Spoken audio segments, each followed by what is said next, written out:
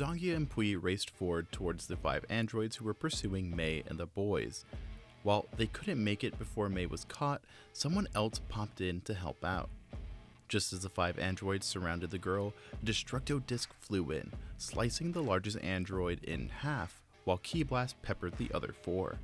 18 and Krillin had popped in, interested in whatever was going down, especially since Bulma had mentioned Gero to her. One of the androids, the smallest of the 5, flew forward, reaching its hands out and absorbing the Ki Blast, while the second smallest raced over towards the one that was injured. Zangia wasn't sure, but once the injured droid started to move again, she guessed they had some way of healing each other. She'd have to worry about that later though, since she knew someone who could absorb Ki was trouble. The blue baddie weaved several psycho threads around said droid, pinning it down while Pui rushed in, kicking the healer away while engaging with the big guy, who was now in perfect health, as if the Kienzon never hit him. Zangia struggled to hold down her opponent, but they were powerful, and her threads began to snap one by one. Despite her weaving more, one of the droids, one with a copper helmet, flew in, kicking her in the stomach with enough force to nearly take her out of this battle entirely. Okay, now it made sense why Vegeta had been taken out by these 5. But that's a good thing. It's not 5-on-1, it's 5-on-5. Both the androids and the Z-Fighters fall back, regrouping and eyeing each other down. Ko, Kusuri, Oya, keep your guards up. They may be weak, but that doesn't mean we can't act however we want. The copper-masked droid spoke to the 3 who had already engaged with the Z-Fighters. Apparently the one Zangia had tied down was named Ko, the large one was Oya, and the healer was Kusuri. Ko, you take on 18. Oya, I see the look in your eyes. You can fight the dwarf. Kusuri and Hito, keep those 2 occupied. I'll take the girl.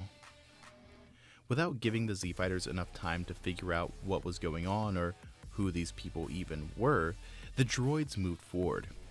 Krillin found himself attacked by the mountain of a man named Oya. This droid had pulled out 2 handles, igniting a red keyblade that resembled an axe on each of them, swinging both down aggressively, chasing the monk. Ko began speeding towards 18, attempting to touch her, though the blonde noticed the small beads on his hands and made a point to dodge. Zangia immediately tried to fly in at the ringleader when hearing that he would be the one to fight her daughter, but a thin blade of Ki appeared right in front of her, cutting a piece of her hair off when she narrowly dodged it. Several more blades appeared out of thin air, and Pui pointed out that the droid with a copper left arm was the one controlling these blades. He tried flying in to stop the assailant, but Kusuri, the healer, engaged. Luckily for the Zune, she wasn't overwhelmingly stronger than he was, but every time he kicked or blasted her away, she came back, without a single dent, mind you. Just like how Zangia was being suppressed, so too was Pui by this creation of Gero. As for Mei, well, while she had escaped the same fate as Vegeta, she still wasn't stronger than this copper-headed android. He had easily flown in and grabbed her by the arm, and when the girl transformed and swung a fist with all her might, the droid managed to catch it. Sure, it seemed as if he were struggling slightly, but a foe this powerful still put fear into the girl. She tried kicking him away, actually managing to hit his ribs. However, this only elicited an eye beam which tore through Mei's stomach. You're powerful for a brat. You make your father proud, whereas Soma only managed to disappoint us. The droid put his hands around Mei's neck, squeezing down hard. Mei, having healed her injuries, instantly began fighting back, hitting his armored wrists and forearms. Then, remembering a move Cell had taught her, since she was too short, her arms didn't quite reach the man's elbows, but her legs could. The girl swung her body forward, kicking the android in the crook of his elbows, forcing his arms to open up and slightly loosening his grip just enough for her to escape. Mei flew as fast as she could, trying to escape this man who struck fear into her heart. Sure, Frieza was powerful before, and Zamasu had nearly annihilated them, but never had an opponent actually put a hand on her. At least, not like this. May felt as if her life was in the hands of this man, and at any moment he could snap his fingers, and she'd be finished.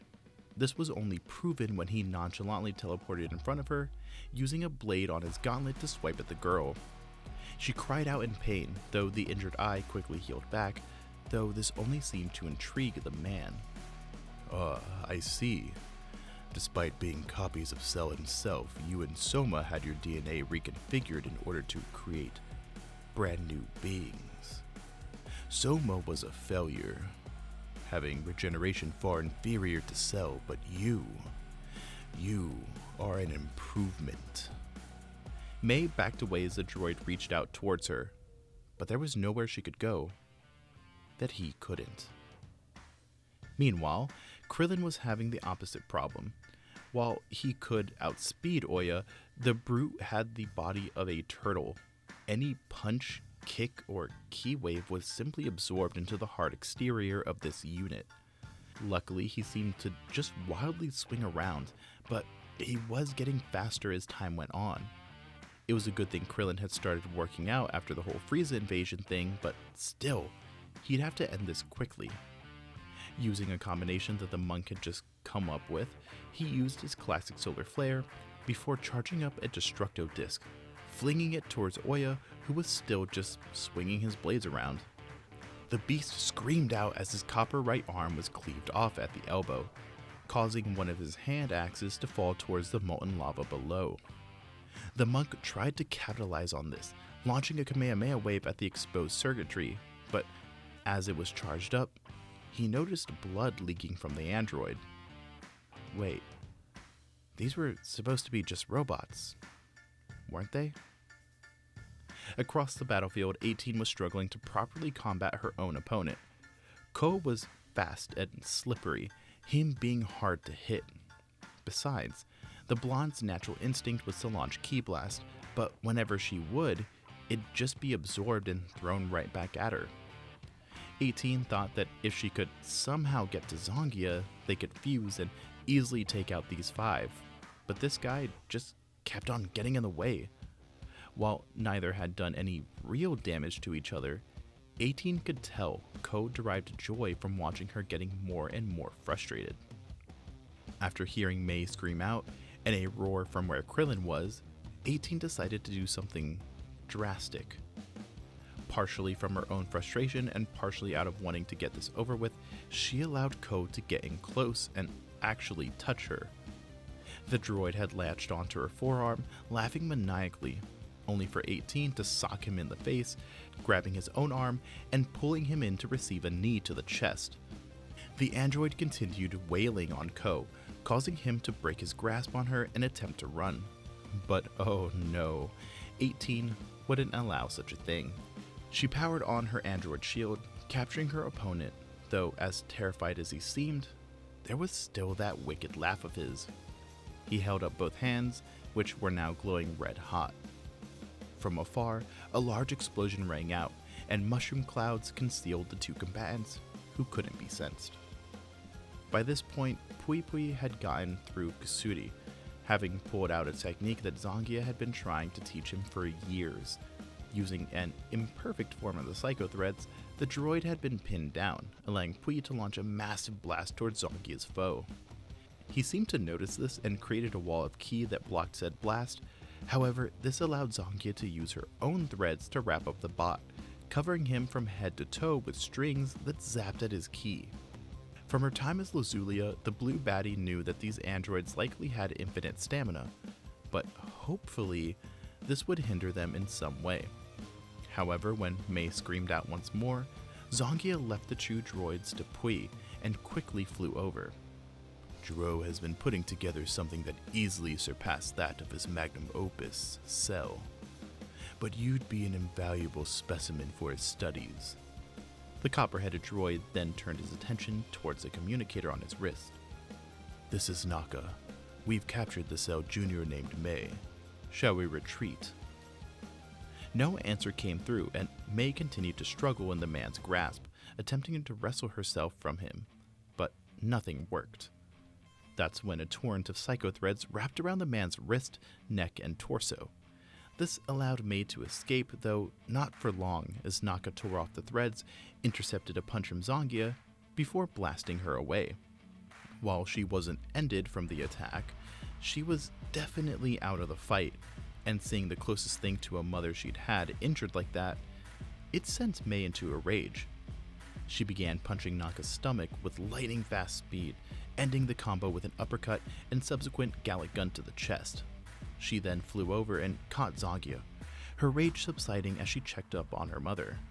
While clearly in pain, the Heron said she'd be fine, though once she saw Naka looming over the two, her confidence began to fade. By this point, Gero had made his way out of the molten lava, though his metallic body was red hot. The heat had damaged several systems, including his ability to communicate with others. He saw Gohan and Broly still fighting far away, though it looked as if the boy had broken his limits and was beating back the legendary Super Saiyan. Boo and Frieza were still stalemated, though the Emperor didn't seem concerned in the least. As for his own creations, well, Gero could see that many of them were either captured or injured, but Naka seemed to have Mei in tow, so their objective had been completed. Frieza wanted the Z-Fighters to be dealt with, but such a thing wasn't possible at the moment. Gero would have to escape with Naka and analyze the data from his battle in order to finish his next project. Gero then found himself facing down Cell once more.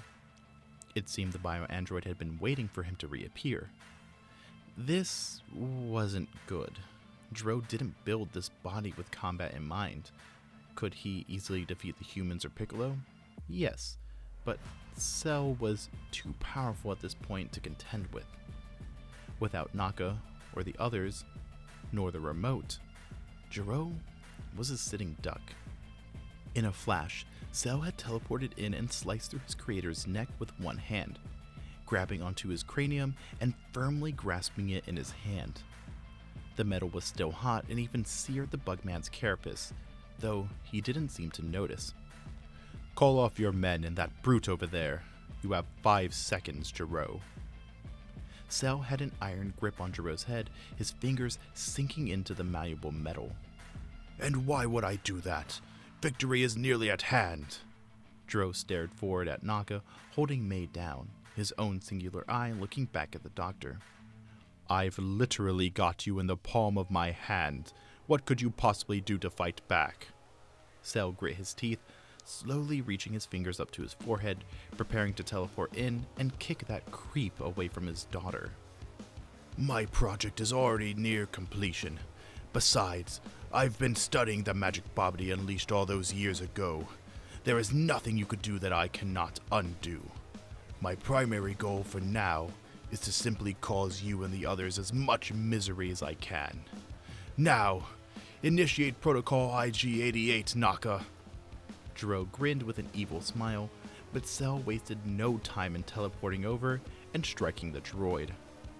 Naka attempted to recover and punch the Bugman, but Cell caught his fist, then swiftly kicked him in the chest, causing the arm to break off. The bio-android threw Naka's arm away, blasting it to pieces before pointing a finger towards the droid and launching hundreds of death beams. He'd show no mercy to someone who dare try to hurt his little girl. However, it was at that point that a wall of ki popped up, blocking the blast. Then multiple blades of ki appeared around Cell, forcing him to dodge while holding onto Mei for dear life. Kusuri came into view, putting her hands on Naka and seemingly regenerating his arm, despite it being completely robotic. "Good job, you two. Gero wants the girl gone, but it seems our opportunity no longer exists. I'm calling a tactical retreat." The bot could see Vegeta recovering, as well as Goten and Trunks flying back to join the fight. Naka and Kutsuri grabbed their 2 injured teammates, Ko barely alive while Oya was still fixated on his missing forearm. Cell had crushed Gero's head in his hands, though it was completely mechanical, being a mere set of eyes for the real doctor. He had attempted to teleport away multiple times, but this droid somehow knew exactly where he'd reappear and always had more keyblades prepared. Eventually, they just stopped coming, but this only frustrated Cell, who cursed himself for letting them get away. They used his kids to keep him distracted. Those goddamn cowards. He wanted to at least interrogate one of these bots or capture them to see if Bulma could get something out of their data. But there were more pressing matters at the moment. That being Broly, who was still raging. It looked as if Gohan could handle him, but some backup wouldn't hurt. May, however, was glued to her father, hugging his arm and refusing to let go. Trunks and Goten soon arrived, alongside Piccolo, who Cell asked to watch over his daughter. The Bugman understood she was still scared, and promised to come back, but he had to do this. May reluctantly let go of her father, hovering over to join her friends and Piccolo, watching as Cell powered up into Kaioken and flew off to fight against Broly. With Gohan using some mysterious white-haired form and Cell going up to Kaioken times 30, the two were easily able to land a decisive blow against the brute.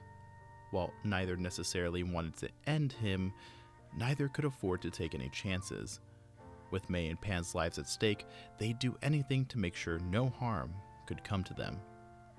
Next up was Frieza, who was rather surprised and livid at the fact that Gero had abandoned him and Broly was defeated. Gohan, Vegeta, Buu, and Cell surrounded the Emperor, all demanding some answers. Meanwhile, once Goku was sure that the Earth would be safe after watching what had happened alongside the Oracle Fish, he wanted to fight someone strong himself.